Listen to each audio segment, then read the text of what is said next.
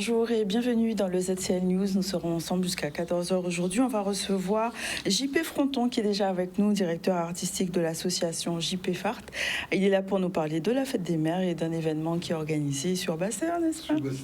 Oui, on va en parler tout à l'heure. Et on va recevoir aussi Neil Nago, dessinateur, directeur artistique. Il est là pour nous parler de la nouvelle BD Secret de famille et d'une séance de dédicace qui aura lieu ce week-end. On parlera avec Martine d'un beau plateau artistique avec un débat culturel avec plusieurs artistes. Elle sera accompagnée de Nathalie Lézin Nazanta, accompagnée aussi de Isis Dia et Vincent Capré seront là tous les trois pour nous parler de leur musique, de leur passion et aussi de la musique en Guadeloupe. Voilà pour les invités du jour. Au niveau de l'actualité, il sera question du Festival des Mémoires qui s'est déroulé ce week-end sur Petit Canal et notamment d'un atelier de gros cas pour permettre au public de découvrir à la fois la musique et la danse. On parlera de football à Trois-Rivières avec la JTA qui a été honorée pour sa promotion en R2 par la municipalité. Il sera question de ce festival des mémoires sur Petit Canal avec le maire Blaise Mornal qui a lancé les activités autour de ce festival, un moment fort pour commémorer l'abolition de l'esclavage avec le thème Femmes, c'est flammes, femmes, flammes de la mémoire et de la résistance. On parlera aussi de la fête des mères puisque c'est bientôt ce dimanche, j'espère que vous avez déjà pensé aux cadeaux, et on parlera aussi sur Pointe-à-Pitre de la Poste qui célèbre l'écriture et met en avant la créativité sous toutes ses formes. Voilà pour l'actualité. On va démarrer par le foot. On va commencer par le foot avec le club de foot, la JTR, qui a honoré ces jeunes à Trois-Rivières par la municipalité. Une reconnaissance importante pour les joueurs et les dirigeants, les supporters aussi, pour toute la commune qui voit le sport comme un vecteur de cohésion sociale, d'encadrement pour la jeunesse et de rayonnement territorial. On voit un reportage de Vianney Valverde. Nous recevons notre équipe championne R3 de football, la JTR.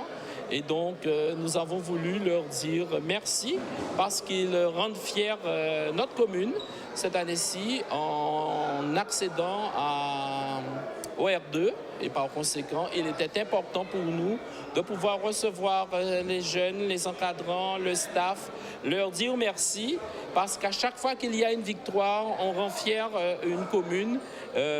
C'est vrai que nous avons déjà eu d'autres performances, d'autres réussites avec d'autres disciplines, le hand pendant 2-3 ans. Et donc, il était important que le football aussi retrouve sa place. C'est le cas cette année-ci. Et nous disons merci aux parents, merci aux encadrants, merci au staff, merci aux joueurs. Et la ville de Trois-Rivières, en mon nom, avec mon équipe municipale, cette équipe majoritaire qui m'accompagne, nous sommes venus leur dire encore une autre fois félicitations, bravo et fierté. Pour moi, le mot d'ordre, c'est la fierté. Le travail, on l'a fait, on sait ce qu'on a fait. On a eu le temps de prendre conscience de ce qu'on a fait, mais que ce soit valorisé par l'équipe municipale, par le maire lui-même, qui répète plusieurs fois qu'il est fier de nous. On voit quand même qu'on a été suivi et qu'on n'a pas travaillé dans le vent et que c'est respecté, quoi. C'est le résultat de travail depuis 3 ans. Depuis 3 ans et de dur labeur. Et nous sommes fiers, qui sont contents et de remporter le titre de champion R3. Et on pense que bien le représenter d'une part la ville et nos supporters, nos accompagnants, les parents. Et on pense mener à bien, à résister à la R2, pourquoi pas aller plus loin. On a eu la chance d'être champion à la fin de l'année, mais aussi d'être premier pendant toute l'année. Si on n'a pas été premier, c'est que c'était le temps que les points s'ajustent, mais globalement, on a été premier d'août à la fin. Donc, pour moi, ça, c'est pas anodin. C'est un signe que le travail paye. Donc, ça fait 3 ans qu'on bosse sur ce projet-là. L'an dernier, on est passé pas loin. Et cette année, c'était l'année de la confirmation. Et on a confirmé. Donc, on est très fiers de ça. Voilà, donc une belle valorisation, et on va parler de valorisation maintenant des mamans avec un événement qui aura lieu ce week-end, artisanat création locale, avec l'association JP Fart qui organise des journées festives sur Basse-Terre autour de la fête des mères avec des exposants, des créations, de la gastronomie, des défilés de mode, tout un événement qui met en lumière nos territoires et les mamans. Alors bonjour JP pour nous parler de cet événement. Pourquoi créer cet événement, on va dire, autour des mamans pour cette fois-ci? Oui, disons que c'est un événement qui est déjà créé. Oui, qui existe depuis longtemps. Un peu partout. L'année dernière, on l'avait célébré aussi. Et cette année, on a voulu marquer quelque chose de différent. Mm-hmm. Alors, il y a une partie qui se fait avec l'Union économique du Sud-Basse-Terre qui se fait sur Internet. D'accord, Internet. Voilà, sur Internet, disons, les mamans sont récompensées sur Internet par des cadeaux qui viennent Comment chercher. ça se passe? Dites-nous tout. Ah, je ne sais pas trop. Je ne sais pas trop. On m'a simplement dit que c'est sur Internet. C'est sur Internet. Comment on peut pour se renseigner alors, du coup, si c'est sur Internet? Sur Internet, alors, il faut venir dans les magasins et après, on est redirigé sur Internet pour pouvoir chercher les lots. Je ne sais pas trop. D'accord, il faudra qu'ils viennent nous parler de ça. Alors, non, moi j'ai mis en place la fête des mères, mais plus le côté exposant pour mettre en valeur aussi bien les magasins, mais aussi les exposants qui exposent devant les magasins. Alors ça permet deux connexions. La personne qui vient par exemple acheter, on va dire un collier en artisanat, en même temps, derrière, c'est soit un magasin de linge, de vêtements ou de chaussures. Ça permet aussi de visibilité. Ils se disent, tiens, j'ai acheté le collier. Ah, et si j'allais acheter le linge, le magasin, il a. Tu vois, il n'y a pas de concurrence du coup, ou bien ils proposent des choses différentes, c'est ça? Non, il n'y a pas de concurrence. Il y a aussi des articles africains, tissus, tout ça. Il y a des meubles, des ébénistes, des petits bancs, il y a un peu de tout. Donc ça, ce sera où exactement? Alors, c'est à la place piétonne, toute la place piétonne, devant les magasins, et ça va jusqu'à République. Jusque vers le conseil départemental. D'accord. Il y a des exposants. Ça a commencé depuis le 26. D'accord, c'est ce que j'allais poser la question. En fait, ça a déjà démarré. Et c'est jusqu'à quand? Samedi, dimanche? Jusqu'à samedi. Et samedi, on aura un super show, un beau défilé de mode qui est fait par une des exposantes qui est couturière, Lali Création. Pourquoi, c'est quoi l'intérêt du coup, le défilé de mode? Il va se dérouler où? Sur la place ou sur vraiment... Moi j'aime bien un peu la provoque. D'accord. Faire les trucs carrément dans la rue, inciter le public passant, mais aussi les voitures à s'arrêter, regarder, prendre le temps de décompresser. Et c'est vrai, la première fois que je l'ai fait, c'était... les voitures klaxonnaient. Oui, parce que c'est... Mais après, ils ont pris c'est curieux parfois, ouais, de voir ça dans la rue. Ils se disent, il y a quelque chose, on va attendre. Et voilà, et le défilé se fait sur du côté Sébastiano et Orange. Alors, il y aura un tapis rouge et les mannequins vont traverser la rue carrément défiler, il y aura un service d'ordre, tu vois. Oui, j'imagine, parce qu'il faut quand même cadrer un peu. Ouais, mais l'année dernière, ça s'est fait vraiment gentiment. Les gens, parce que dans ta voiture, tu peux voir les filles déambuler, c'est juste... Et on peut s'arrêter comme ça. Voilà. Et choisir. Alors, le défilé de mode, du coup, il aura lieu quand exactement? Alors, il a lieu le 30. Le 30. Le 30 à 11h. D'accord. Mais avant, il y aura, c'est pour ça que je reviens là-dessus, il y aura les questions quiz. Alors, il faut que les gens se préparent. C'est des questions sur culturelles. D'accord. Et sur le patrimoine et aussi sur les spectacles, les expositions. D'accord. Voilà. Donc, alors, le quiz, ils peuvent gagner quoi, en fait, avec ce quiz? Voilà, avec ça, ils gagnent un cadeau offert par les magasins qui sont partenaires. Par exemple, il y a Lynx Optique, Antigone, boutique Samir, boutique New Rêve, magasin Hibiscus, chez Laura. Chez Laura, c'est un snack. Iris Texan, restaurant de Guy, Jam Steel, c'est un coiffeur, Jet Set. Donc les partenaires offrent des cadeaux, ouais. C'est ça? Alors il y a une partie de partenaires qui sont dans la rue de la République, mais aussi Cournolivos et aussi des partenaires qui se trouvent à Calbassier. D'accord. Alors je les remercie parce qu'ils sont loin de la ville et ils offrent quand même des cadeaux aux mamans. Bon, c'est super. En fait, du coup, Voilà. on peut avoir un cadeau juste en répondant à une question. Voilà, alors on ne sait pas qu'est-ce que sera le cadeau, Oui, mais ils auront le cadeau. c'est déjà ça. Et- Donc, c'est vraiment une façon de dynamiser la ville, en fait, à la fois voilà. les boutiques Oui. et les artisans locaux, c'est ça? Locaux et permettre, comme tu dis, dynamiser la ville, qui ait des échanges avec les exposants, mais aussi bien avec les mamans, tout ça. Voilà, ça, Et en plus, ça ce va être- sera le samedi, donc tout le monde cherche un cadeau, c'est la période pour. Voilà. Du coup, public, vous attendez? Est-ce que c'est On a- petit, des grandes, toutes les familles, tous les seniors? Les enfants, les papas aussi, parce que bientôt ce sera leur tour. Vous allez faire la même chose pour les papas? On va essayer, ouais. On va essayer. Mais j'aurais bien voulu faire un défilé avec que des hommes, mais les hommes sont difficiles à faire ce genre de démarche, défilé. Faut lancer un casting, on sait jamais. Ouais. Il y a des hommes Moi, qui je sont sais que disponibles. moi, je défile tout le temps. Ah, Alors, voilà. samedi, ils m'offriront. Aussi, en aussi, train de défiler? D'accord, ok, très bien. J'aime bien. Pourquoi pas. Donc là, c'est pas la première fois. Du coup, la dernière fois, comment ça s'était passé? Le public, est-ce qu'il avait répondu? Est-ce qu'il Oui, était le public venu? avait répondu. Participe aux questions, aux quiz? Oui, la dernière fois avec l'Union économique du Sud-Bastère qu'on avait fait, ça a très bien marché. Ils ont eu même des billets d'avion qu'ils ont gagnés. Ah, il faut que je descende à Bastère Ouais. samedi. Non, mais oui, ça a très bien marché. D'accord. Ouais. D'accord. C'est convivial, c'est festif.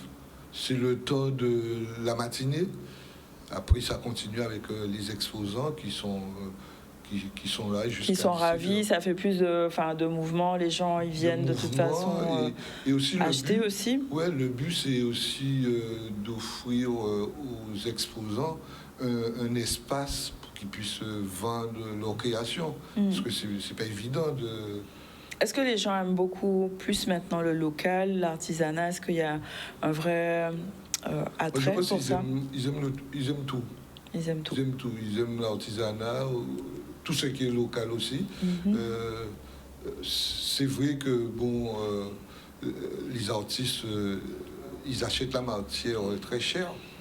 Et après, la production même, c'est en petite quantité.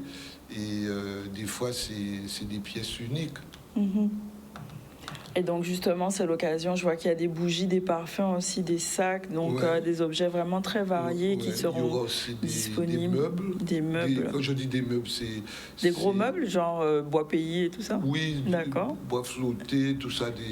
Il s'appelle Sumbo. Sumbo, Serge, lui, il récupère des bois dans la forêt, il le travaille et il fait des sièges magnifiques. On dirait des trônes, hein. Tellement c'est beau, il fait des tables. Voilà. D'accord. Donc, rue piétonne entre Courneuve-Livos et République Bastère. Et il y a aussi une samedi. chose que je voulais dire, Oui. je t'écoutais. Je t'en prie. Vendredi, il y aura le super d'art.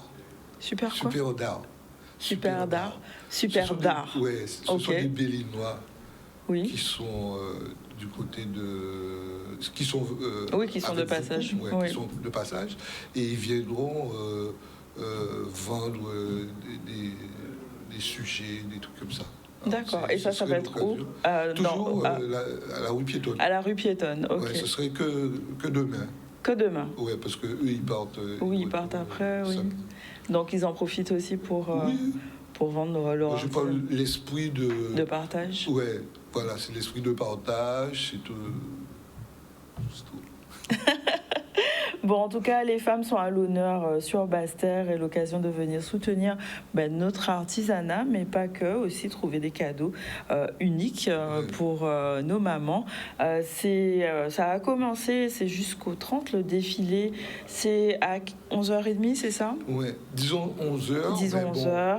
11h pour vraiment faire plaisir à nos mamans. Alors, et découvrir toutes les questions, c'est avant. Les questions sont avant le défilé. Ouais, avant. Et donc, c'est en libre, tout le monde vient. Oui. On pose la question et la personne qui répond à des cadeaux, mais peut même gagner des billets d'avion. J'ai retenu ça. Ouais.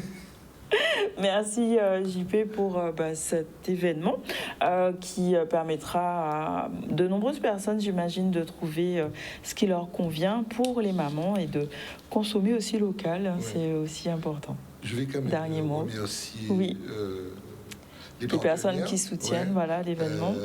Déjà la ville de Basse-Terre et l'Union économique du Sud Basse-Terre. Les partenaires. LPS, Imprimerie, et aussi toutes les radios, les médias, Canal 10 aussi, Monsieur Sandronis aussi, qui me donne la force. Oui. Et, on a une belle affiche, merci. Défilé de mode, quiz culturel. Tous les magasins. Tous les magasins partenaires de Basse-Terre. Ça bouge quand même, Basse-Terre. Oui. Moi, j'ai l'impression qu'il y a de plus en plus d'activités et d'événements qui sont proposés. Ça bouge bien. Ok, non, en tout cas, défilé de mode, en plus on te voit à l'affiche, donc tu seras obligé de défiler. Oui. J'étais à l'affiche. Oui, ça passait en même temps, donc tout le monde a pu voir cette merveilleuse affiche. Voilà, merci beaucoup JP et rendez-vous à Basse-Terre ce week-end. Merci. On va revenir sur le Festival des Mémoires Vivantes qui a eu lieu ce week-end, donc projections, concerts, conférences et animations culturelles rythmaient cette commémoration de l'abolition de l'esclavage. Et parmi ceux-là, on a eu un atelier de gros cas qui a été réalisé pour sensibiliser le public, notamment les jeunes générations, à cette pratique à la fois musicale et danse qui est inscrite au patrimoine immatériel de l'UNESCO. Donc on voit un reportage de Maxime Morel qui nous relate cet atelier. Dans le cadre des célébrations du festival Mémoire Vivante en nous, en honneur de nos ancêtres qui se sont battus pour qu'on soit les hommes et les femmes libres que l'on est aujourd'hui. Et donc, nous avons débuté avec, je dirais, une projection de film où nous avons des femmes qui témoignent du racisme qu'elles ont vécu dans leur vie, dans leur parcours. Et toutes ces femmes qui ont œuvré, qui ont participé à l'histoire de notre pays et qui ont été oubliées. L'objectif pour nous, c'est de les rendre visibles à travers cette 11e édition. C'est un très grand honneur pour moi d'être marraine du festival Mémoire Vivante en nous, avec le thème en plus de Forme ses flammes cette année. Ça me permet en fait d'affirmer un peu plus mon engagement pour la culture de la Guadeloupe, l'histoire de la Guadeloupe, cette volonté de diffuser un message aussi auprès de la jeunesse, de leur permettre de s'intéresser à leur histoire, parce que je suis convaincue que plus on connaît son histoire, mieux on se connaît et plus on a envie d'aller plus loin. Et c'est un message que je porte auprès de cette jeunesse guadeloupéenne et voilà, je suis leur grande sœur et c'est mon rôle. Les femmes ont été aussi les pionnières et les résistantes et les marronnes au moment de cet esclavage colonial. Elles ont apporté beaucoup, elles ont été là, elles ont été fortes, elles n'ont jamais rien lâché et elles ont malheureusement ensuite été invisibilisées dans l'histoire de France, dans l'histoire aussi de la Caraïbe, et donc les mettre à l'honneur aujourd'hui et rappeler ce qu'a été le rôle important de ces femmes, c'est une thématique extrêmement importante. On est là aussi dans un cadre de la mémoire, de l'histoire, de la mémoire, des réparations, de la résistance, de la résilience Et ici, à Petit Canal, pas très loin des marches des esclaves, pas très loin de la prison des esclaves et une terre sacrée. Donc pour moi, c'était symbolique d'être là. Et également, je marche dans ce monde toujours en tant que Guadeloupéenne et de revenir et de voir les petites filles qui me suivent sur les réseaux, qui sont là, qui sont venues avec maman, qui sont venues avec papa. Ça me dit qu'il y a un travail qu'on fait qui est important, celui de la représentation, et que nous, femmes noires, qui sommes perçues comme des femmes qui sont arrivées, on se doit de revenir, on se doit d'être en échange, on se doit d'être en partage et on se doit de donner. Médiathèque Petit Canal qui invite nous à l'occasion de l'abolition de l'esclavage, qui invite nous à faire en initiation, parce que Goka, tout le monde sait ça joue un grand rôle pour l'abolition de l'esclavage. Donc forcément, il y a inclus Goka là dans la journée là ça, et au moment de Kazaoka, il faut une initiation pour les gens qui viennent là pour découvrir qu'est-ce Goka, qui ça a passé, qui décode, etc. Donc c'est pour ça nous la journée là. Goka c'est pour tout le monde. En général, c'est plutôt nous qui a joué et c'est madame là qui a plutôt dansé et chanté. Mais Goka c'est son butin populaire, c'est pour tout le monde, c'est pour tout voilà, tout peuple Guadeloupe. Nous avons montré aux gens, nous avons dansé Goka. Et nous avons également présenté ces rythmes-là, ces différents rythmes-là. Nous avons fait connaître quand même l'origine à Goka là. Nous avons aussi montré qui jouent à 6 ans là en tambour, qui jouent à cogner assis en tambour, qui jouent à danser Goka et qui jouent surtout pour rentrer aussi à demander l'Ouest parce que tous les derniers code, ou une façon qu'on entre dans l'Ouest là, et une façon qu'on sortir. Donc nous avons essayé de base là, ça joue là dans si peu de temps.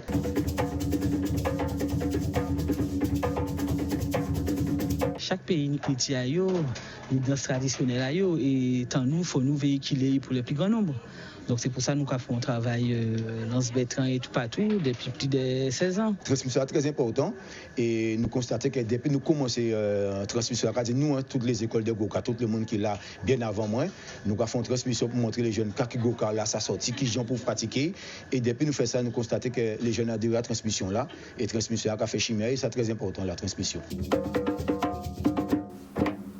Voilà donc un bel événement Mémoire vivante en nous, consacré à la mémoire, à la transmission de l'histoire, des traditions et de notre culture, qui a été relaté par nos journalistes. On fait notre pause publicitaire, on revient dans un instant avec Neil Nago tout à l'heure, ainsi que la culture selon Martine et son débat autour de la musique. On revient dans un instant.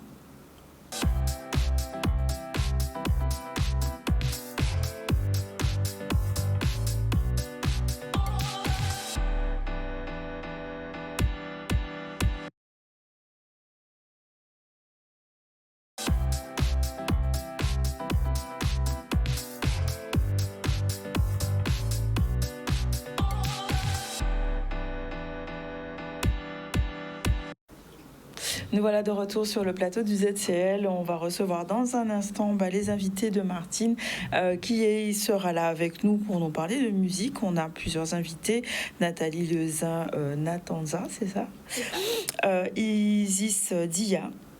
Vincent Capré, donc vous êtes là pour nous parler de musique et de vos univers respectifs, mais on va démarrer avec Neil Nago, donc qui est dessinateur, directeur artistique de BD, et là pour nous parler de cette nouvelle sortie Secret de famille, donc et des séances de dédicaces qui sont prévues en lien avec cette nouvelle sortie, donc BD Wish qui est sortie l'année dernière, me semble-t-il. Alors oui, les bandes dessinées Wish, donc il y en a 4 au total, parce que c'est vrai qu'on dit souvent la BD Wish, mais il y en a 4, tomes 1, 2, 3, 4, et ils sont tous sortis en décembre 2025. Donc on a apprécié la sortie parce que c'était la première bande dessinée, première saga de bande dessinée adaptée d'une série antillaise, et on a appris aussi que c'était les premières bandes dessinées où les Guadeloupéens étaient vraiment représentés, comme j'aime dire, dans notre époque contemporaine, voilà, dans nos villes, dans nos communes. Donc des visages qu'on peut reconnaître, c'est des personnes que tu peux croiser vraiment dans la vraie vie. Et donc on a cette première saga qui est sortie et le public a beaucoup poussé le projet, puisque les gens maintenant aiment consommer du 100% local, et nous on produit aussi en Guadeloupe, donc ils se reconnaissent. Oui. Donc là c'est un nouveau, on va dire... tome qui n'a rien à voir du coup avec la série. Alors, là on parle de Secret de famille. Voilà, donc Secret de famille, c'est la nouvelle bande dessinée. C'est notre 5e projet. de BD, il y en a d'autres qui vont arriver. Et il est assez intéressant parce que lui, il y a aussi... c'est un film de Julien Dalle, donc on a adapté. Cette fois, ce n'est pas une série, c'est vraiment un film. Et donc la bande dessinée, c'est un one-shot. C'est-à-dire qu'on a toute l'histoire dans un seul tome. Sauf que pour ce nouvel épisode, en fait, on a étendu l'univers de Wish. Pour ceux qui connaissent, Wish, en fait, ça parle d'une famille, c'est la famille Saint-Éloi. Donc on a Edith, la jeune fille, qui hérite d'un énorme studio de musique. Et on a relié les deux univers avec cette nouvelle adaptation. La famille de Secret de famille, avec toujours Firmin Richard qui est dans le rôle principal pour le film. Et bien, les deux familles sont reliées, donc ils sont cousins. Donc c'est vraiment un énorme univers de bande dessinée qu'on est en train de créer. Et d'ailleurs, pour ceux qui ont vu les bandes dessinées... C'est Empire version... Ouais, voilà, ça fait penser à ça. Et sauf que là, c'est l'industrie de la musique antillaise. Et pour Secret de famille, on a toute cette histoire. En fait, ce sont d'autres histoires antillaises. Vous allez voir de nouveaux cycles qu'on ouvre. Et la première adaptation, c'est Secret de famille. Donc il y a un vrai intérêt pour la BD, et notamment Made in Guadeloupe. Oui, exactement. Je vois que, en fait, on se rend compte, moi personnellement, j'ai grandi avec beaucoup de mangas japonais, ou bien des comics américains, ou les bandes dessinées franco-belges avec Tintin, Spirou, ce genre de choses. Mais on avait peu de visages qui nous ressemblent. Moi, je sais, jusqu'au lycée, je me rappelle, je ne dessinais que des occidentaux ou des asiatiques. Et à un moment donné, avec du recul, je me suis dit, mais c'est bizarre. Oui. Tu vois, parce que quand je suis allé en Europe, quand je suis allé ailleurs, j'ai vu qu'ils dessinaient des gens de chez eux. Et donc, quand j'ai fait mes études, quand je suis revenu, c'était en 2023, j'ai fait mes études en Martinique pour une partie et aux Beaux-Arts en Belgique. Quand je suis revenu, je me suis dit, je veux vraiment mettre mon talent au service de la culture, de notre culture. Et surtout, je veux éviter que les jeunes, en fait, pourquoi les jeunes partent ailleurs, c'est aussi parce qu'ils ont l'habitude de consommer des produits venus d'ailleurs et de voir d'autres visages, en fait, dans leurs ouvrages. Oui, de plus en plus maintenant, il y a comme une modélisation qui se fait avec les arts. On pourra en parler tout à l'heure avec la musique, mais vous étiez aussi présent dans Caribule, donc c'est aussi l'occasion pour la jeunesse de voir en réalité des dessins qui sont adaptés à leur au quotidien, on va dire ça comme ça. Ce festival, justement, Caribule, qu'est-ce qu'il représente pour vous, dessinateurs? Est-ce que ça a été l'occasion de mettre en avant, justement, votre travail et ce que vous faites et votre univers? Oui, alors l'intérêt d'être présent sur ce type de festival, c'est qu'on sait qu'on a des personnes qui apprécient énormément la bande dessinée, mais surtout, vu que c'est le festival caribéen de la bande dessinée, des personnes qui aiment la bande dessinée et la bande dessinée caribéenne. Et comme on a très très peu de livres, très peu d'ouvrages, eh bien forcément, c'était intéressant de rencontrer le public, donc à la fois pour qu'ils découvrent les bandes dessinées, mais pas que, puisque aujourd'hui, on produit des bandes dessinées, donc c'est la maison d'édition Afroca que j'ai cofondée avec Julien Dalle, qui est le réalisateur de Wish et de Secret de famille. Ensemble, c'est aussi un grand passionné de bande dessinée. Donc ensemble, on a décidé de développer cette maison d'édition qui produit des bandes dessinées 100% Guadeloupe. Et on forme aussi les dessinateurs. Donc des dessinateurs qu'on recrute chez Afroca. Donc là, ça a commencé. Et aussi, on forme simplement au process de création de bande dessinée parce qu'il nous faut davantage de bandes dessinées caribéennes. D'accord. Donc l'idée, ce serait vraiment d'ouvrir comme une branche dédiée à cet univers de BD. Exactement. C'est-à-dire que, encore une fois, comme je l'ai dit, on va sur Netflix, on va sur les réseaux sociaux, on voit plein de créations venues d'ailleurs. Et pourquoi les artistes aussi partent ailleurs et produisent ailleurs? Parce qu'on a plein d'artistes, surtout dans les domaines créatifs. Les Antillais sont très très forts, mais ils vont sur d'autres productions américaines. Je peux citer par exemple Olivier Coipel, qui est un Guadeloupéen. Je l'ai découvert quand je faisais les tomes de Wish. C'est un Guadeloupéen qui travaille chez Marvel. Et lui, il est à l'origine de la bande dessinée du comics Spider-Man, avec l'univers des Spider-Man, donc c'est Spider-Verse, ils appellent ça. Et en fait, cette bande dessinée, elle a cartonné, ce comics américain, et donc a découlé les films qu'on a vus de Spider-Man, avec les 3 Spider-Man qui sont dans le même film, et aussi le film d'animation Spider-Man avec le Spider-Man noir, le jeune homme.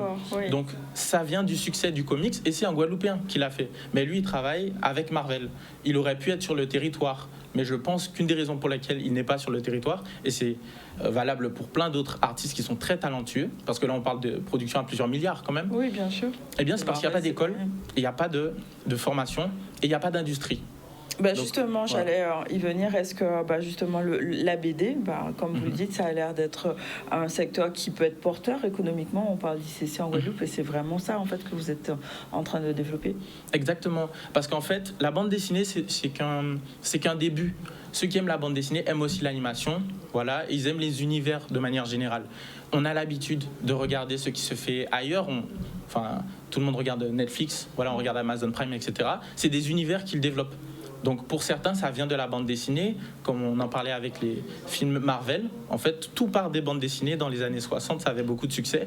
Et maintenant, ils en font des films. Voilà. Mais il n'y a pas que les films. Il y a des industries qui naissent, qui sont indépendantes, qui sont parallèles, comme la figurine, les bandes dessinées et plein d'autres choses, l'animation également. Et c'est pour ça qu'on doit le faire aussi dans la Caraïbe, mais aussi en Afrique, d'ailleurs. D'accord. En plus, avec l'IA, utiliser cet outil-là pour développer encore plus le secteur ici. Oui, parce que c'était l'un des thèmes de Caribule cette année, c'était bande dessinée, manga et intelligence artificielle, parce qu'on voit bien que ces nouvelles technologies-là, elles viennent un peu bousculer l'industrie dans tous les sens. Moi, je vois ça comme un outil de productivité qui va nous permettre d'être plus efficace et donc d'aller réussir à être compétitif par rapport aux marchés qui sont déjà développés, comme le marché asiatique et les Américains et la bande dessinée franco-belge. Donc on a notre place à prendre dedans.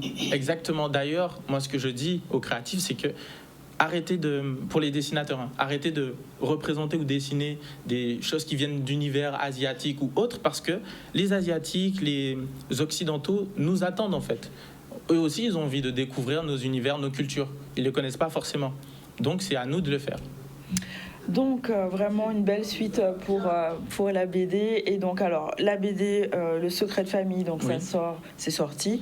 Où est-ce qu'on peut trouver cette BD actuellement? Alors j'invite tout le monde à découvrir cette bande dessinée parce que comme vous voyez c'est vraiment le début d'un grand univers qu'on est en train de créer. Donc que vous soyez lecteur de BD ou non, vraiment regardez et découvrez. On peut trouver cette bande dessinée, donc on peut citer les points de vente. C'est Fnac, Cultura, c'est les boutiques. Il y a des séances de dédicaces d'ailleurs. On a aussi des séances de dédicaces. J'invite à regarder sur nos réseaux sociaux. Mais là, je cite les boutiques, ça donc passe à l'affiche, Fnac, Cultura, boutique de la presse. Aujourd'hui, Cultura à 15h et demain aussi. Et dans les bureaux de poste aussi. Les bureaux de poste aussi. Oui, ça c'est nouveau en fait. On n'avait jamais eu de bande dessinée dans les bureaux de poste et là, elles sont partout dans les bureaux de poste en Guadeloupe. Donc vous pourrez les voir. Il y a d'autres produits dérivés de la série Wish et il y aura d'autres produits dérivés de ce nouvel univers, notamment avec Secret de Famille. Donc j'invite les personnes à venir cet après-midi. Donc c'est Cultura de 15h à 19h. On rencontre le public, on explique le projet parce que c'est vrai qu'on n'a pas l'habitude de voir des bandes dessinées antillaises et ils pourront découvrir en fait le niveau parce qu'on a mis la barre très haute. Moi, si j'ai fait mes études aux Beaux-Arts, je suis allé prendre la connaissance et maintenant on développe ces bandes dessinées. Elles sont très qualitatives, donc n'hésitez pas. Et bien évidemment, Secret de Famille qui est une histoire qui est centrée qui se déroule le jour de la fête des mères. Donc c'est vraiment une famille antillaise. Le thème principal, c'est le déracinement, parce qu'on a tous de la famille qui est ailleurs, dans l'Hexagone, par exemple. Et donc, c'est vraiment centré sur Paul, un jeune homme qui va très mal vivre son déracinement. Et il va partir vivre en Angleterre et il va couper les ponts avec sa mère et avec ses frères. Et on va voir au fil de l'histoire comment il va pouvoir en fait renouer les liens ou non. Et on va le découvrir. C'est toujours Firmin Richard dans le premier rôle, parce que c'est vraiment une femme qui est très appréciée et qui représente vraiment la mère antillaise. Et c'est pour ça que ça se déroule aussi le jour de la fête des mères, cette bande dessinée. Donc j'invite tout le monde à venir aux séances dédicaces. Donc Cultura, 15h-19h aujourd'hui. Voilà. Et sur les réseaux sociaux, il y aura d'autres dates de séances dédicaces qui arrivent ce week-end. Cadeau parfait pour la fête des mères, en tout cas pour soutenir l'industrie de la BD. Voilà, à la fois si vous voulez faire un cadeau pour la fête des mères ou bien soutenir l'industrie. Il y a beaucoup de personnes qui nous disent « Ouais, je vais prendre les bandes dessinées, même si je ne lis pas tellement, comme ça elles seront dans la famille, parce qu'ils savent que comme ça on développe l'industrie et le marché. » Et c'est vrai que c'est vraiment ce qui nous a permis de financer les prochaines bandes dessinées qui arrivent cette année. C'est le succès de la saga Wish, qui continue encore aujourd'hui. On voit qu'on vend beaucoup plus presque de bandes dessinées Wish que de Secret de Famille, qui fait pourtant un très bon démarrage. Donc c'est-à-dire que globalement, les gens aiment la bande dessinée antillaise et on le voit avec les jeunes qui reviennent. C'est pour tous les âges. on fait attention à ça pour que tout le monde puisse découvrir. Donc voilà. Merci beaucoup. On va rester dans l'écriture et parler de la Poste qui célèbre l'écriture et la créativité. Les bureaux de la Poste de Pointe-à-Pitre et de Bergevin ont récemment organisé une initiative autour de l'écriture et de la créativité sous toutes ses formes, des ateliers, des échanges, des animations pour permettre l'importance de rappeler l'importance des mots et justement dans notre société qui est de plus en plus tournée vers le numérique, c'est important. On en parle avec Solène Fèvre.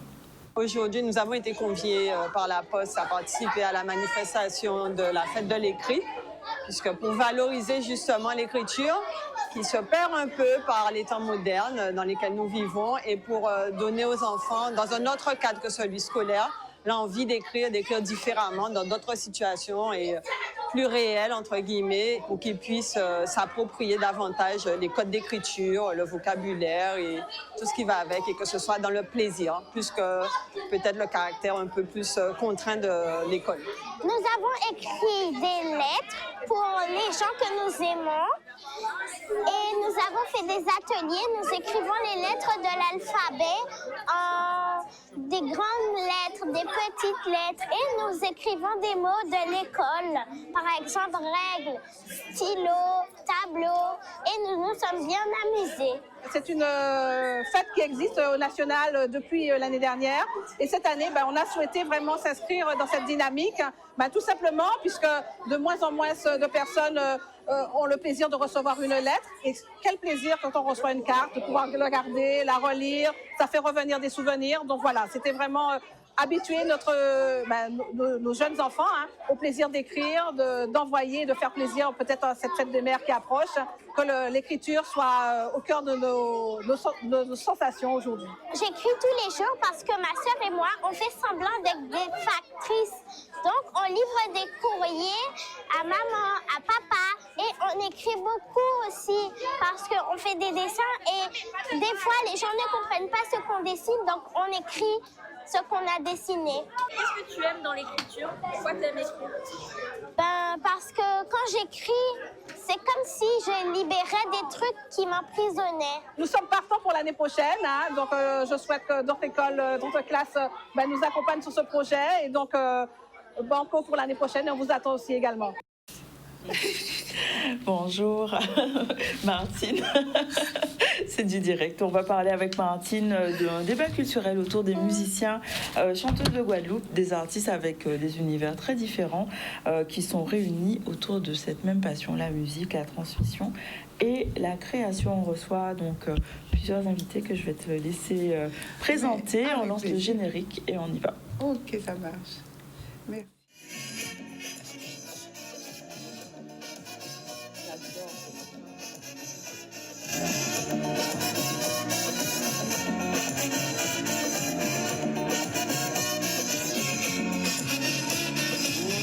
Le soleil lève le matin à travers le ciel là, que tout petit oiseau qui parce qu'ils ont content, moi quand j'étais comme ma vie, la divinité. Eh bien, et c'est parti, on y va. Salut à toi. Bonjour. Ça fait un petit temps qu'on ne s'est pas vu. Oui, on ne se voit pas souvent. Pas souvent, mais on a toujours du plaisir à partager. Beaucoup. En tout cas, bonjour à aux auditeurs, aux téléspectateurs, à ceux de ces 10, à mon fan club qui me suit également. Un petit coucou spécial à Nicolas qui doit me suivre aujourd'hui. On a fait une grosse séance de travail hier ensemble. Il s'est déplacé parce que figurez-vous, ça ne m'arrive pas souvent, mais j'ai un lumbago, donc je me traîne. Et c'est là où on sait qu'on a c'est la passion qui t'anime, qui t'a amené jusqu'ici. C'est justement de ça qu'on va parler. Un petit pas, mais je suis venue quand même. Je n'aurais surtout pas voulu laisser mes invités seuls. Donc aujourd'hui, on a un autre format. C'est pas celui du CSM de Martine que vous retrouvez le mercredi habituellement, mais plutôt le format débat. Échange sur une thématique une fois par mois normalement. Et aujourd'hui, on a mis la musique à l'honneur. Et en mettant la musique à l'honneur, j'ai 3 invités avec qui nous allons échanger tout à l'heure. On va parler de musique, on va parler de passion, qu'ils soient chanteurs, musiciens ou avec des répertoires et des registres très différents. Mais en tout cas, c'est la musique et tout cela, ça nous anime, n'est-ce pas ? C'est la passion qui nous anime. C'est la passion qui nous anime, qu'on a la musique au cœur. Alors, je suis aujourd'hui ravie de recevoir Nathalie Lesin-Natanza. Elle fait des percussions et chants, donc on va en savoir un petit peu plus tout à l'heure. Vincent Crappé, qui est à ses côtés multi-instrumentiste, il aime souffler. Il souffle dans des flûtes, qu'elles soient droites, traversières, saxo, enfin bref, il souffle. Et c'est un soufflant. Donc, et enfin également Isis Dia, que j'ai rencontrée il y a peu, mais je me suis passionnée pour les titres qu'elle m'a fait écouter. Et surtout, Isis, c'est très différent ce qu'elle fait de Nathalie et Vincent, mais c'est intéressant d'avoir un trio là qui aujourd'hui passe ce petit temps avec nous, un trio qui dégage quelque chose à la fois de cohérent, même si on va se dire que le zouk, et je ne sais pas si je dois employer ce mot-là, pour elle, mais en tout cas c'est intéressant de dégager quelque chose qui me semble très cohérent. Il y a de la création, les racines de la musique sont toujours les mêmes, la transmission également, et c'est ce que font ces différents artistes. Donc on va les présenter. Je vais commencer par les femmes. Alors, de toute façon, les femmes d'abord, les enfants et les hommes après. Ça choque quelqu'un? Non, je vois pas. Non, ça, personne n'a relevé. Donc voilà. Alors, je voulais aujourd'hui honorer les femmes. On va mettre en valeur leur singularité artistique de tous ces artistes, leur univers, leur engagement également dans la transmission. Et puis, on va aussi voir quel est le relief que tout cela nous apporte. Alors, un univers singulier, une volonté de transmission, ce sont les mots que j'ai souhaité garder lorsque j'ai préparé cette émission pour vous, à travers des parcours très différents pour chacun d'entre vous et qui sont parfois quand même complémentaires. Et je vais commencer avec Isis. Et donc, tu as développé donc un univers, je dis tu parce qu'on se connaît, on a quand même un petit peu discuté de cette émission. Tu développes un univers instinctif, libre, tu nourris des rythmes caribéens. Il y a le vécu personnel qui s'additionne à tout ça et qui lui donne un petit peps, un petit quelque chose de plus. De l'écriture, elle est intuitive. J'ai écouté quelques titres. On va me haïr, mais je ne suis pas zouk dans le sens répétitif. J'aimerais que ce soit un zouk qui se renouvelle. On avait des titres dans les années 70, 80, magnifiques, 90. Aujourd'hui, il faut que ça se renouvelle. C'est mon sentiment. Ne voyez aucun... C'est une question, le zouk est-il mort ou pas? J'aborderai cette question après, à un autre sujet, une autre fois. Mais là, en tout cas, c'est quelque chose qui m'a émue lorsque j'ai écouté 2-3 titres et je me suis dit, tiens, c'est peut-être le moment de pouvoir en parler. Alors, Isis, je ne vais pas tout dire de toi, je vais te donner la parole pour que tu puisses un petit peu nous dire ce qui t'a emmené à cela. Et puis, j'ai craqué parce que j'ai trouvé qu'elle avait une belle voix. Elle va nous faire quelque chose en soprano, là, tout de suite, tout à l'heure, à Capella. Oui, parce qu'on a envie de découvrir un peu plus. Mais il faut. Normalement, il y a un son que j'ai sélectionné pour elle. Peut-être qu'on peut le passer. Est-ce que c'est... On peut le passer. J'imagine que la technique va nous suivre en même temps. J'imagine, n'est-ce pas? Ok. Voilà. Et donc, on va pouvoir entendre ce titre. Dès que ça passera le titre, mais en attendant, si le titre passe, c'est parfait. S'il ne passe pas, sinon, on va enchaîner doucement. Oui, c'est bon, il m'a dit OK, on y va. OK, donc on y va. On est tout.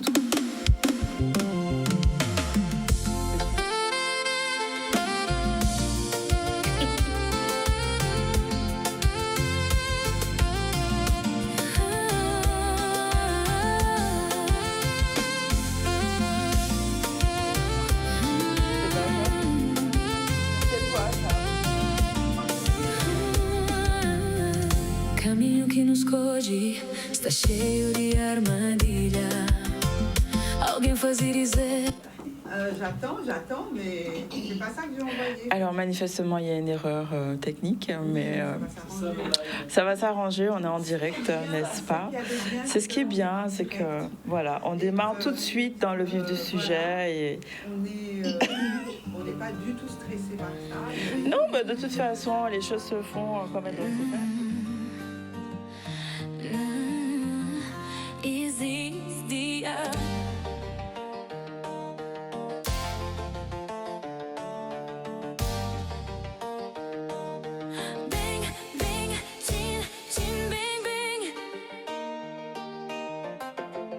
Mon étoile doit briller.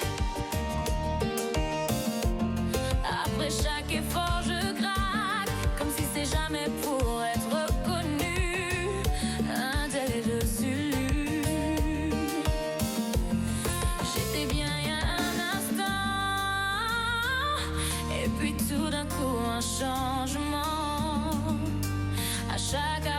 brusquement mon corps a changé. Débloqué, bloquait-il chaque effort que je fais, à qui profite-t-elle? Donc être connu et reconnu, c'est mon combat. En réalité, les gens ont toujours tout fait pour m'effacer, m'étouffer. Faire mieux ou plus que moi, il suffit. Comme si mon étoile ne devait pas briller, ça les dérange. Et on avait le son derrière. Alors, Isis, qui es-tu? Que fais-tu? Où vas-tu? Que c'est bien dit. Alors, bonjour tout le monde. Alors, je me présente Isis Dia. Donc, je suis originaire du Nord Grande-Terre, donc dans ce Bertrand particulièrement. Donc, j'y ai grandi. Donc, comme on dit en créole, c'est la lombrique comme un terré. Et je vis effectivement donc à Sainte-Rose. Je précise puisque effectivement il y a eu quand même quelques amalgames, donc je tiens à le préciser.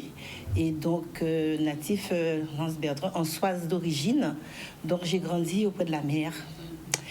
De tout ce qui est beau, tout ce qui est campagne. Donc parmi les fruits, parmi les animaux. C'est ce qui a fait la diversité de ta musique. C'est ce qui a fait la diversité. On arrive vraiment à ce qui a fait qu'il y a eu ce petit clip. Donc j'ai grandi parmi les tambours. J'ai grandi dans la sono puisque mon père, effectivement, donc il était disjockey, c'est ce qu'on disait à l'époque. Hein. Et donc entre autres aussi mes oncles. Donc ils avaient la sonorisation, donc j'ai grandi, j'ai baigné carrément. Donc parmi le sport, la musique, puisque je faisais du foot, j'étais à vélo. Donc voilà, il y a eu beaucoup de choses. Donc ma vie, elle est assez riche quand même en diversité.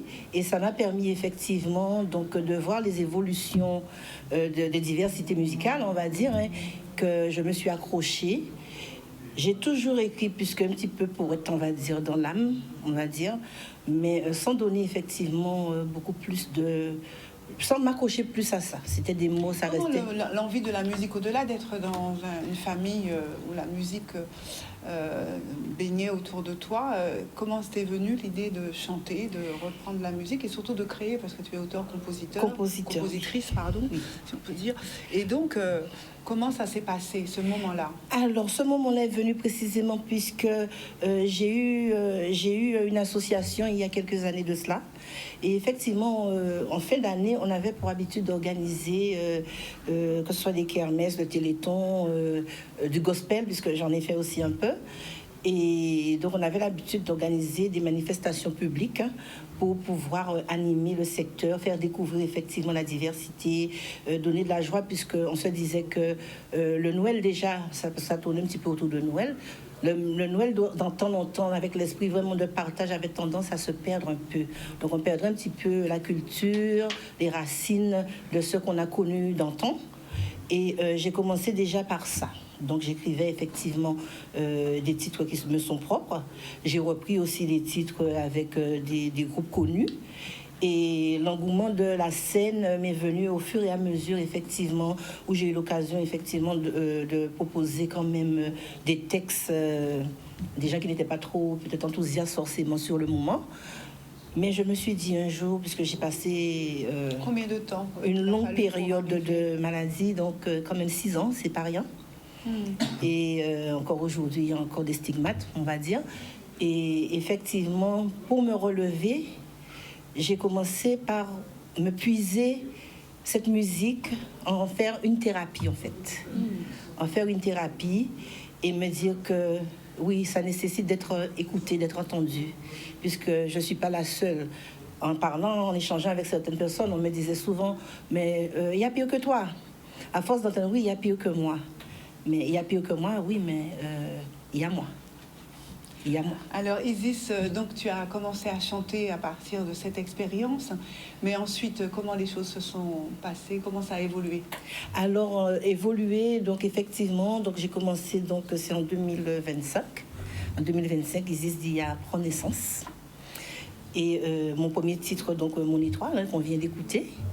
Et où j'ai parlé autour de moi quand même à certaines personnes qui connaissaient cette passion que j'avais pour la musique et qui m'ont dit, écoute, peut-être qu'il faudrait que tu penses à te lancer en solo parce que voilà, il est temps peut-être que tu crées quelque chose pour toi et qui va déteindre, on va dire, sur les autres.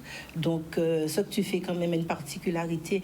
On n'a pas encore trouvé vraiment, mais il y a quelque chose en toi qui fait que ce que tu fais, ce que tu proposes est différent et peut-être que c'est ce qu'on cherche, peut-être que c'est ce qu'on a besoin. Alors, justement, c'est quoi votre identité artistique puisque différent, même si les gens ils le voient pas forcément, mais alors vous, en fait,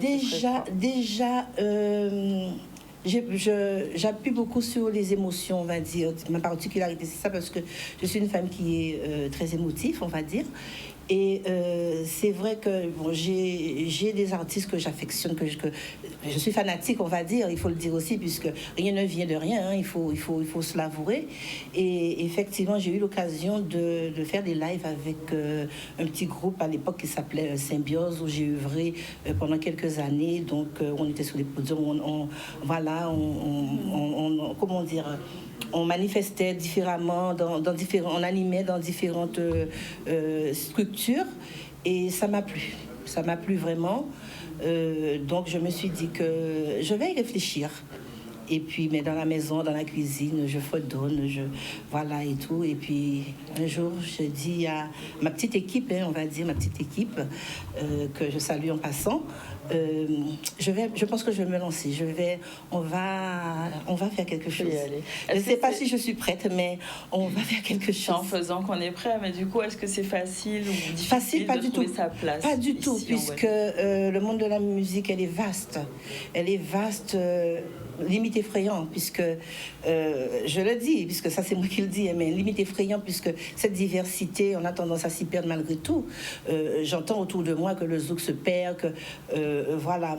Je dirais pas ça. Je dirais plus, d'une certaine façon, peut-être la qualité, puisque on retrouve énormément beaucoup de choses qui se ressemblent un peu trop. Il y a tellement à dire que vraiment ça prendra le débat. Ça va prendre le débat et on ne pourra pas le prendre, ce débat maintenant.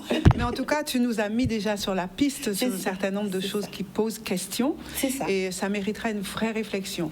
Donc, merci pour en tout cas cette introduction. On va pouvoir revenir un petit peu vers toi tout à l'heure. Mais comme nous avons trois invités. Une coupure pub aussi à faire. Et en plus, voilà, tu me diras à quel moment. Est-ce que c'est maintenant? C'est maintenant. D'accord. Et donc ensuite, on va continuer avec notre... tout le temps pour... absolument. Avec les autres invités. Absolument. À tout de suite. À tout de suite.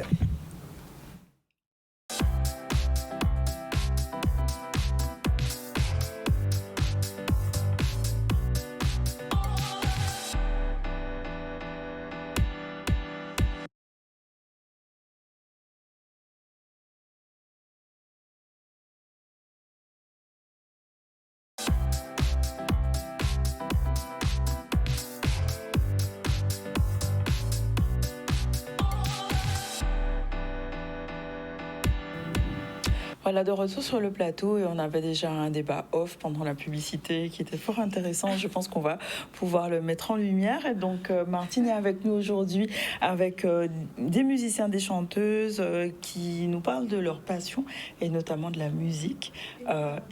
Et voilà. Allez, je vais dire un gros mot. De la vraie musique. Pardon. Et la musique, est-ce qu'on peut vivre de la musique en Guadeloupe? C'est aussi une question. Est-ce que peut-on en vivre? Mais ça, c'est un vrai sujet encore. Être musicien, être chanteur, être instrumentiste, compositeur, bon, c'est compliqué. C'est compliqué. Mais je crois que c'est encore un sujet sur lequel il faut vraiment ouvrir une vraie réflexion parce que les artistes sont malheureux. Ils sont heureux de leur création, de ce qu'ils font, de produire, de donner, d'offrir. Mais ils sont malheureux parce que finalement, on ne leur rend pas suffisamment. Je vais donner la parole à Nathalie, mais avant un tout petit mot. Nathalie, je la connais maintenant depuis quelque temps. Elle est instrumentiste, elle est percussionniste. Alors, je dis percussionniste parce que je veux vraiment faire une différence entre... Elle n'est pas tambouillée, comme on dit. C'est pas le gros cas. Elle va en jouer. Elle sait en jouer. Mais les sonorités ne sont pas totalement les mêmes. Être un percussionniste, pour moi, tel que je l'entends, c'est quelqu'un qui s'est tapé sur plein de choses, avec des rythmes différents, avec des origines différentes, des couleurs musicales différentes. Et c'est ce qu'elle est. Donc elle n'est pas tambouillée, elle est percussionniste et en plus c'est une femme, vous avez remarqué. Donc on dirait. Sinon, avec ce prénom, c'est et une femme percussionniste, il n'y en a pas beaucoup. Bon, et donc j'ai plaisir donc à laisser la parole à Nathalie pour qu'elle se présente et qu'elle nous dise qui elle est, ce qu'elle fait.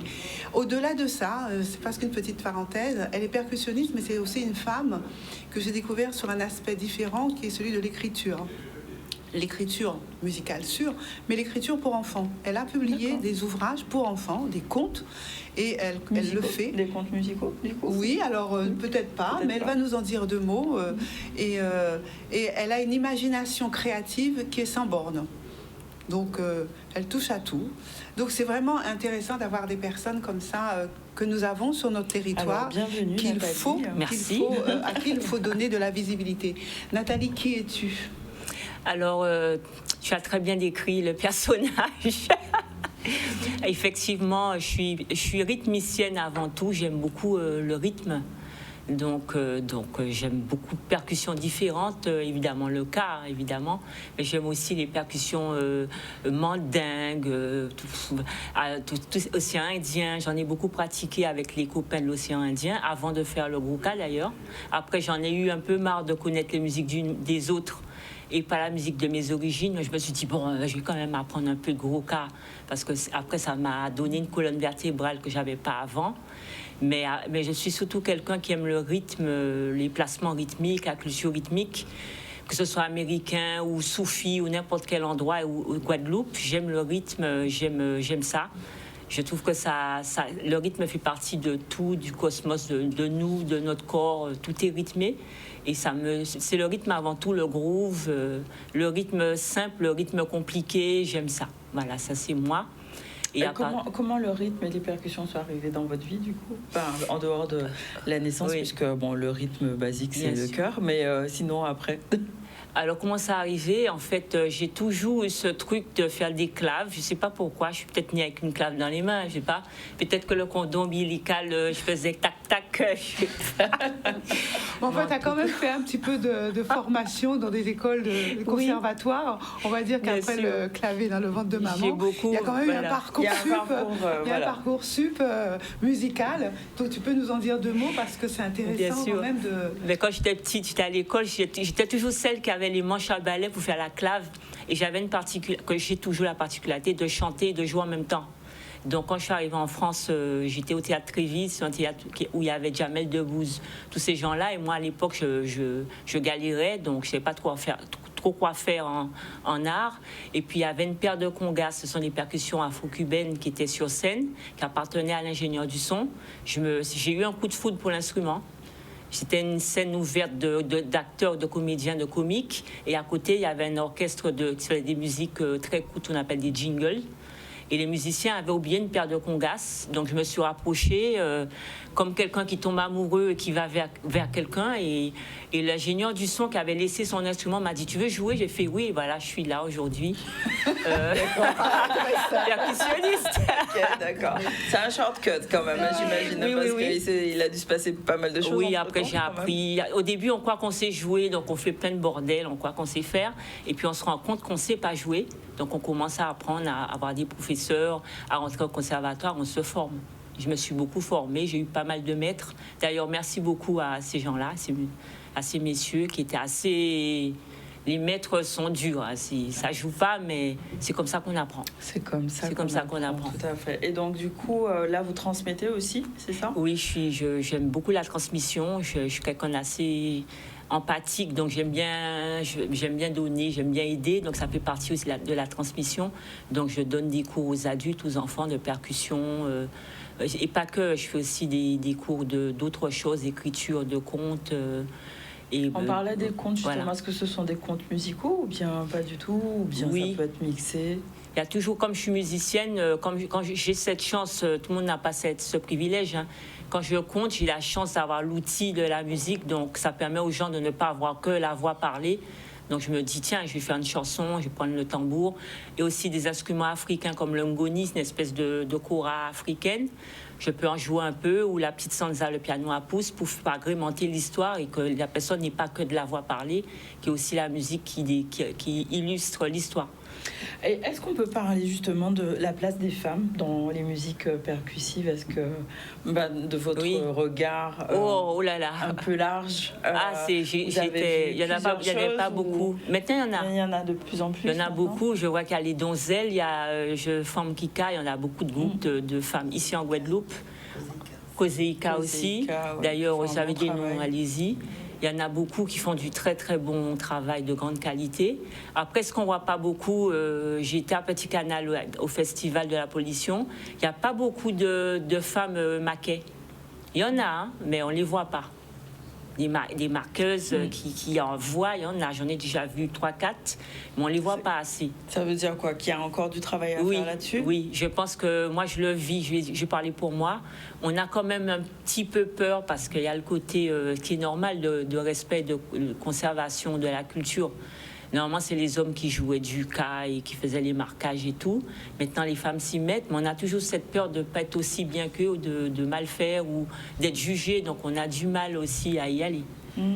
Donc, c'est les femmes qui ont peur de se lancer? En tout cas, moi, je ressens ce petit truc pour moi. Je ne parle pas pour elle. Il y a quand même ça derrière. Est-ce que je vais bien jouer? Est-ce que je vais bien assurer? Est-ce que je ne vais pas faire honte? En fait, donc, on a ce poids. C'est la peur du jugement de l'autre. Hein. Oui, c'est ça. Surtout pour les femmes. Le regard de l'autre sur ton jeu, alors qu'il est parfois meilleur. On peut le dire. C'est ça, on peut le dire. Ok, Nathalie. Si c'est les autres qui disent, c'est mieux. Ouais, c'est ça, c'est mieux. En tout cas, c'est un joli parcours. Et puis, moi, j'ai eu l'occasion de travailler avec elle sur un parcours mémoriel où elle a accompagné tout ce parcours avec des sons, des sonorités, des petites choses qu'elle rajoutait. Donc, c'était formidable et c'est de la richesse. Donc, on va revenir un petit peu sur toi tout à l'heure, hein, quand on va faire le petit tour final. Donc, merci en tout cas pour cette générosité musicale et c'est bien dommage. Tu sais taper là-dessus, toi? Oui. Tout à l'heure, donc vas-y, fais-nous... même sur le corps, hein, puisque le rythme, on peut aussi le faire sur le corps. C'est Gino Simpson, c'est sa spécialité. Mais vas-y, un petit coup de percussion. Alors, qu'est-ce que je peux vous faire? Une petite chanson? Allez, c'est parti. Alors, une petite chanson brésilienne, parce que j'ai beaucoup voyagé, donc pourquoi pas. Gangwayo matumba mo gangwayo tumba wa tawami aye tawami aye tawami aye tawami ainda kanchila mo gangwayo tumba wa tawami aye tawami ainda kanchila mo gangwayo tumba. Messieurs, mesdames, quand ils vont la cisée. Merci beaucoup. On va sur ces autres vers, on va venir vers Vincent. Alors, on a laissé le monsieur en dernier, comme quoi... ça ne veut pas dire que c'est parce que c'est le dernier que c'est le meilleur. Hein. Ça ne veut pas dire ça. Les premiers seront les derniers. Oui, c'est ça. Mais là encore, c'est une particularité. Vincent est un multi-instrumentiste. Alors, il souffle, hein, je l'ai dit, flûte traversière, saxophone. Et il a une autre corde à son arc que nous allons malheureusement pas voir là. Mais il est maître tai chi. Alors donc, non seulement il est dans la musique, mais en plus de ça, ça va ensemble, en fait. Ça va ensemble. C'est vrai que ça va ensemble, mais c'est pas courant. Moi, je crois que c'est la première fois que j'ai. Ah ouais. Donc voilà, si vous avez besoin de relaxation, si vous avez besoin de vous détendre, si vous avez besoin de, voilà, Vincent peut faire ça pour vous et effectivement, il vous apprend la respiration, etc. Mais c'est nécessaire quand on fait de la musique. En fait. Tout à fait. Oui. Quand on fait de la musique. Et ton parcours aussi, il est assez atypique. J'ai commencé, je ne sais même pas comment, je suis un peu tombé, pas vraiment tombé dedans quand j'étais petit, parce que mes parents n'étaient pas spécialement musiciens. Mais tu regardes là. J'ai un coup de foudre pour cette manière de s'exprimer. Ça m'a semblé une certaine forme de liberté qui s'ouvrait quand j'ai commencé la musique. Et j'ai commencé de manière autodidacte. C'est là qu'il faut C'est là qu'il faut regarder. C'est moi qu'il faut regarder. J'ai commencé de manière autodidacte, en écoutant des musiques qui me plaisaient, en les reproduisant sur les instruments. Donc, d'abord le saxo, puis après un copain m'a prêté une flûte traversière, j'ai bien accroché.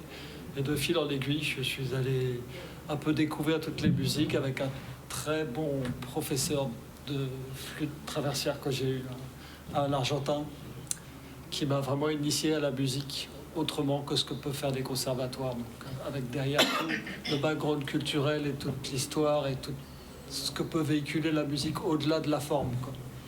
Et donc je lui rends hommage, il s'appelait Julio Pardo. Argentin. Après, donc, j'ai continué mon petit bonhomme de chemin et un peu comme une éponge, je m'inspire de toutes les musiques du monde. J'ai quand même mes fondements, ça reste la musique... Enfin, il y en a deux en fait. J'ai deux grands piliers. C'est la musique classique, mais plutôt la période baroque avec Bach, les compositeurs du XVIIe, XVIIIe. Même si j'aime beaucoup la musique médiévale, j'aime bien cette musique-là, j'aime bien aussi les classiques, j'aime bien les romantiques. J'aime bien le jazz beaucoup, et puis j'aime bien la musique africaine aussi. Donc ça va à peu près. Et transmettre. Et ça, c'est avec les jeunes en école, puisque j'ai pas constaté. Et je pourrais demander, tu pourras demander qu'on nous passe la petite vidéo, justement. On pourra lancer cette petite vidéo avec la technique qui nous suit toujours.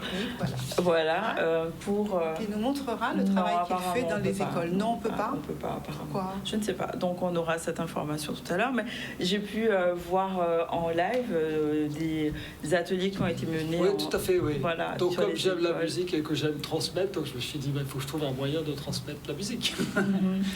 Donc des je interventions me suis dans des différentes écoles. Et c'est pas toujours évident de rentrer quand tu es connu d'Adam et que tu n'as pas les sésames pour rentrer dans les écoles publiques, quoi. Mais j'ai réussi quand même à trouver 2 écoles qui m'ont fait confiance pour pouvoir monter des projets avec sur une période assez longue, à savoir l'école de Châteaubrun, Richard Pierrot, et puis l'école Montessori ABC aussi, où la directrice s'appelle Sylviane Rivoira, que je salue bien parce qu'elle fait un travail énorme avec les remarquable avec ses enfants. Engagée. Donc vraiment engagée dans ce qu'elle fait. Ah oui, vraiment. Donc les ateliers en école, c'est de la découverte de quoi, de Alors, la flûte, au départ, de l'instrument, oui, c'est ça. de la musique. Bon, déjà de la musique comme moyen d'expression et puis aussi comme moyen de sociabilisation aussi. C'est-à-dire que donc les enfants apprennent à jouer la flûte à bec. Comme c'est un instrument qui, à la base, paraît simple, juste si la sol, tu as tout de suite 3 notes, tu peux commencer déjà à faire des trucs. Après, il faut gérer le souffle, puis après, il faut gérer le travail en ensemble. Et donc, ça implique de l'écoute, ça implique du respect, ça implique de l'entraide. Ça implique tout un tas de valeurs qui vont même au-delà de la musique proprement dit, puisque c'est des valeurs de vie en société, de vie. Parce que les progrès de chacun fait monter le niveau de l'ensemble, donc on a besoin d'être solidaire, de travailler dans l'écoute, chercher la justesse, la précision. Et petit à petit, les enfants se prennent au jeu, puisque d'abord ils jouent, la musique se joue. Et donc ça devient de plus en plus intéressant parce que plus le groupe est important, plus quand on additionne tout le monde, un peu comme un banc de sardines, quoi. Les sardines, ça permet à tout le monde d'évoluer et de grandir, en fait. Voilà. C'est ça. Et moi je les accompagne au ukulélé pour pouvoir tenir un certain tempo et on crée des petits morceaux que j'invente à l'occasion. Donc là vous êtes là en Guadeloupe depuis combien de temps ? Ça fait bientôt 3 ans. 3 ans, d'accord. Ouais. Et est-ce que, du coup, quel regard extérieur, puisque, 3 ans, quand même, vous avez pu voir un peu la scène musicale guadeloupéenne, quel regard vous portez sur cette scène ? Alors, tout ce qui est musique traditionnelle, j'aime beaucoup. Par contre, les musiques modernes, on en a parlé tout à l'heure un peu en antenne, j'ai un peu du mal. Je trouve ça très redondant, ça bouge pas beaucoup. Je vais pas me faire que des copains, mais tant pis. Ils vont me traiter de vieux schnock, peu importe. J'assume. Oui, je trouve que ça manque un peu de créativité, ça manque aussi d'ouverture sur le reste, quoi. Sur justement, Nathalie a fait un truc brésilien. Bah justement, Nathalie, déjà, est-ce que c'est un regard que vous portez aussi Alors, besoin de créer un peu plus de passerelles entre les mondes? Oui, je trouve qu'on est quand même caribéens. On a des îles partout autour avant et après nous. On a les États-Unis, on a la France, l'Europe. c'est pas trahir ce qu'on est que de faire, je dis pas forcément mélanger, mais il y a quand même une belle culture, ne serait-ce que la culture africaine, tout ce qui est mandingue ou sénégalais, il y a des rythmes très complexes, la musique cubaine qui est très compliquée, moi j'en ai fait beaucoup. Aussi. Haïti, c'est des trucs, c'est vraiment des musiques très dures à faire, ça prend des années. Je trouve que c'est dommage qu'on s'en intéresse pas, parce que ça donne du vocabulaire à manger pour ajouter des choses dans les musiques de carnaval. Ça veut pas dire qu'il faut trahir le gros cas, pas du tout. Il faut respecter nos phrasés, nos affaires, mais aller voir aussi, se faire un garde-manger artistique et avoir des connaissances, ne serait-ce que savoir dans chaque île qu'est-ce qu'on joue, qu'est-ce qui se fait, quel instrument, quel truc, c'est déjà bien. Et du coup, ça permettrait à la musique, à notre musique d'évoluer, c'est ça ou Oui, ne serait-ce qu'être curieux, savoir qu'à Trinidad c'est calypso, savoir qu'à Cuba il y a Goumba, plein de choses. Ce serait important aussi qu'on soit un petit peu cultivé de ce qu'il y a, ça manque de culture, c'est ça que vous dites. Il faut qu'on soit curieux, tout simplement, qu'on s'intéresse. Voilà. Pour rebondir dessus. Oui, tout à fait. Ouais. Oui. Cette idée de s'ouvrir, parce que la notion de tradition, elle est très importante, bien sûr, c'est les racines, mais ce qu'il faut chercher, c'est pas tant la forme qu'elle va prendre que la manière dont les gens qui l'ont créée se sont eux-mêmes inspirés et ce qui les a portés, quoi, cet élan qu'ils ont eu pour créer la tradition. C'est ça la vraie tradition, plus que la forme qu'elle prend. Et donc ça implique de l'ouverture et un appétit créatif. Est-ce que l'ouverture, c'est ce qui manque, par exemple, dans le zouk ou bien dans nos artistes guadeloupéens? Qu'est-ce qui manque actuellement pour que ça rayonne encore plus? Puisqu'on a eu Kassav, mais depuis... Il faut effectivement se ressourcer, hein, parce que être curieux, c'est effectivement ça, puisque nous sommes de toutes les couleurs. Je ne fais pas de débat. Mais la culture, elle ne s'arrête pas uniquement à une génération. Donc, il faut être effectivement porté vers les autres. Je parlerai de mon expérience maintenant que j'y suis, j'ai les deux pieds dedans. C'est d'entendre que oui, mais pourquoi vous ne restez pas uniquement dans le zouk, puisque le zouk c'est en nous, pour ne pas citer nos confrères haïtiens, d'accord, puisqu'elles ont compas, mais comme je le dis, moi j'arrive, j'ai grandi dedans. Donc je n'ai pas forcément conscience de ce qui s'est passé avant mon arrivée au monde. Donc ça fait partie de la génération de mes parents, mais moi qui arrive dedans, je trouve mes parents dans Coupé Cloué, dans Dieu donner la rose, dans etc., etc. Comment voulez-vous que je ne puisse pas aimer ce genre de musique puisque j'ai grandi dedans? D'accord, j'ai baigné dans le zouk, il arrive après ma naissance, et bien je grandis avec aussi. Donc ça a enrichi effectivement mon répertoire Isis Dia, où si vous allez sur les différentes plateformes, vous allez trouver différents styles, timbres musicaux, de tessiture musicale que je propose. J'ai fait une musicale ivoirienne qui s'appelle Ségaté, où je n'ai pas honte puisque en Côte d'Ivoire ou au Togo, elle bat son plein frais. Je n'ai pas honte du tout.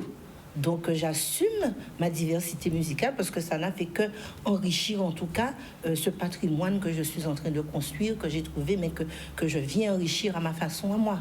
Je ne suis pas peut-être afro-descendante, oui je le suis, mais je ne suis pas typiquement, je ne connais pas toute la culture africaine, parce que l'Afrique c'est un continent, c'est pas un pays, hein, d'accord, c'est un continent. Donc moi je vibre. Et la musique, c'est une façon pour moi de vibrer, de donner de l'amour, de partager symboliquement. Et ça, personne ne va me l'enlever. Donc, ceux qui seront peut-être mécontents ne feront pas appel à moi, mais je resterai Isis Dia, puisque c'est ce timbre, c'est cette signature que je porte. Donc on sent la passion animée, donc ça veut dire qu'on peut rester ouvert au monde et avoir une identité propre en même temps et avoir des passerelles qui se créent dans la musique et dans notre façon de rayonner. C'est ça. C'est ça. Oui. On peut refaire un petit tour sur l'actualité peut-être de chacun d'entre vous. On va donner un petit peu une couleur, mais sur votre actualité. Il y a un flyer, je crois, que j'avais chargé, qui permet de voir votre tournée. Alors, qu'est-ce que c'est ce groupe Haïku? Qui c'est qui prend la parole? Haïku, très de chez... Alors, Haïku Music Band, c'est une formation de 4 musiciens. Excuse-moi, c'est... D'habitude, c'est vrai. Donc il y a Natanza, qui est d'ailleurs sur ce plateau. On a Ali Laguerre qui est à la basse, Moleskine qui a la guitare au chant et moi-même aux instruments avant. Et on a un répertoire assez varié, donc toujours tourné autour des musiques caribéennes, mais d'abord inspiré par l'Afrique, quoi. Donc musique haïtienne, musique créole de manière générale, quoi. Et avec majorité de compositions maintenant. On est plutôt dans les compositions que dans les reprises. Et là, on a la chance de se produire demain au Tipari, pour ceux que ça intéresse. Au lieu Tipari, à Gosier.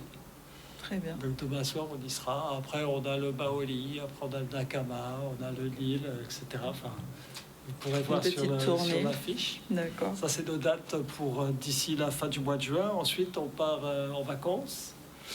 On a la chance de pouvoir se permettre. Et on a une tournée aussi là-bas, avec un festival dans le sud de la France, du côté de Digne, enfin dans Alpes-de-Provence. Un festival et puis 5 ou 6 dates en plus. Donc c'est bien, le groupe est en train petit à petit de prendre son envol, voilà. Très bien.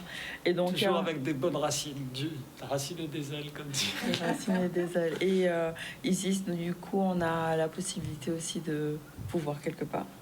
Eh bien oui, alors justement, ce week-end, je serai au Shiva. Donc avec un artiste, donc Christian Nara, pour ne pas le citer.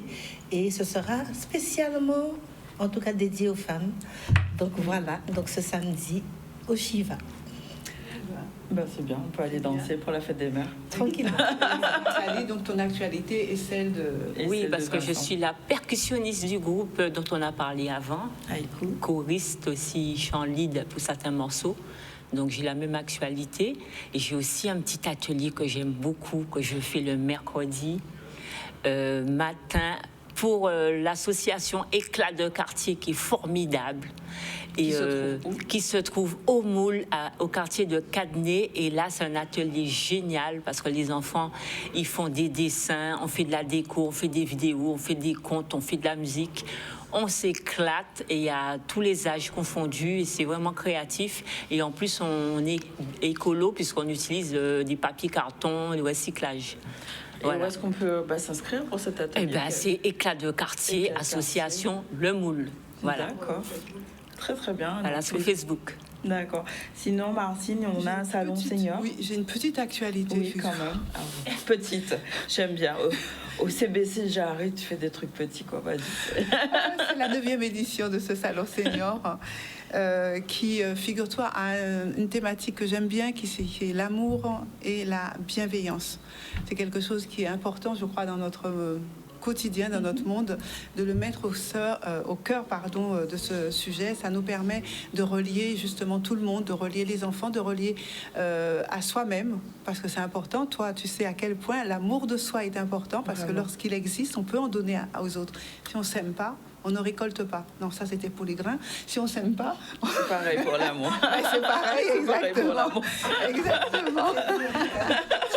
Donc ce salon se tient du 5 au 7 juin prochain au CWTCX et qui s'appelle maintenant le CBC, donc le Centre Caribéen Business, quelque chose comme ça.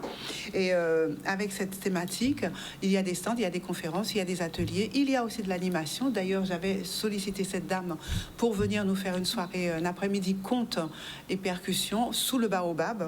Et puis surtout, ce qu'il faut dire, il y aura aussi un spectacle de défilé de tenues tradies créoles avec Prudence et toute son équipe. Et puis des sujets, donc forcément, autour de la santé, du bien-être, autour également du vieillissement, comment bien vieillir avec tout ce qu'on peut y apporter en termes de nutrition, en termes de sport, en termes de prévention. Tu vas revenir pour nous parler de ce salon? Oui, il faut que je revienne. Et puis surtout, ce que je voudrais dire, donc la billetterie est déjà ouverte pour... alors, c'est 5 € l'entrée depuis 9 ans. Donc C'est l'inflation. pas l'inflation, toi. Ah non, l'inflation, on ne connaît pas ça chez nous. Et puis pour les groupes, c'est 3 € pour un groupe qui veut venir, voilà. Et donc pour conclure, et je reviendrai effectivement dessus, la billetterie est ouverte sur billet web. Et là, il suffit de taper le code Salon Senior Guadeloupe pour pouvoir déjà acheter son billet, ou en tout cas avoir plein d'informations, parce qu'il y a un lien sur le dossier, il y a un lien sur l'ensemble du programme, où il y a sur les 3 jours des tas d'ateliers et de conférences qui vont nous tenir en haleine. Bon, ben merci. Je crois que pour terminer, tu voulais parler du long métrage Vous. Mais oui, je ne l'ai pas encore vu, mais j'aimerais avoir le temps d'aller à l'avant-première. Alors, ça fait déjà un tabac apparemment en France, hexagonale, au Canada. Partout, on s'arrache ce film qui est fait par un Guadeloupéen. Encore un. Bon, on n'a que ça. C'est tout. On n'a que ça, des jeunes Guadeloupéens. Ouais, des jeunes. Cocorico. Non, pas Cocorico. Non, non, il faut qu'on trouve un autre truc. Parce que là, il fait cocoriquer les pieds dans la main. Pardon. Et donc, non, nous, c'est autre chose. Donc, oui. Alors, Will M sort son film Woo. Et ce film, eh bien, il va déjà le produire en Guadeloupe. Enfin, il va venir en Guadeloupe. Il fait une petite tournée. Il vient nous rendre visite, là, le 31 mai. Venue exceptionnelle du réalisateur guadeloupéen Will M et son équipe. Et puis ensuite, ils vont aller à la Martinique. Et dans le cadre de la sortie de son long métrage qui s'appelle Roux, allez sur Internet. Vous allez trouver déjà des tas de commentaires, des tas de choses sur ce jeune Guadeloupéen. Donc, allez le voir, je vais aller le voir. J'espère avoir le temps de vous en parler lors de ma peut-être avant-dernière chronique avant les vacances. Mais oui, parce que ça va arriver vite. Oui, ça arrive vite. Juin, juillet, c'est fini. Après, tout le monde part en vacances et tout. Voilà, vous savez tout, mais on est encore là. Merci beaucoup à tous d'être venus, à tous ces invités, d'avoir été là pour merci à Nathalie, partager tout ça. Je pense qu'il y a des vrais sujets de fond qu'il faudra revenir. Mais oui, il faut revenir, mais normalement, c'est une fois par mois que j'ai un débat. Je glisse ça là, mais je dis rien. Merci beaucoup d'avoir été avec nous aujourd'hui dans le ZCL News. On a reçu Nil Nago qui nous a parlé de secrets de famille avec des séances de dédicaces qui ont lieu aujourd'hui à Cultura à partir de 15h pour la sortie de cette nouvelle BD. On a reçu JP Fronton de l'association JP Fart qui nous donne rendez-vous sur Basse-Terre, donc notamment samedi 30 avec un défilé de mode, mais plein de choses qui ont déjà démarré pour permettre de mettre à l'honneur les mamans. Et avec Martine, on a reçu donc Nathalie, Lezin, Natanza, Isis Dia et Vincent Capré. On a parlé de musique et notamment de leur actualité autour d'un débat sur la musique, leur passion, et voilà, qui était très intéressant. Pour aujourd'hui, au niveau de l'actualité, il était question du Festival des mémoires vivantes en nous, qui a eu lieu sur Petit Canal avec un atelier gros cas et un débat autour de la place des femmes justement dans les mémoires vivantes. Il était aussi question de foot avec la JTA qui a honoré sa promotion en R2 sur Trois-Rivières, et on a parlé de la Poste qui a célébré l'importance de l'écriture et de la créativité sous toutes ses formes. On était en plein dedans aujourd'hui pour cette émission du ZCL. Merci à tous d'être là. Retrouvez toute notre actualité sur notre page Instagram, et très belle journée à vous et bon appétit si vous n'avez pas encore déjeuné. On se retrouve demain dans le ZCL.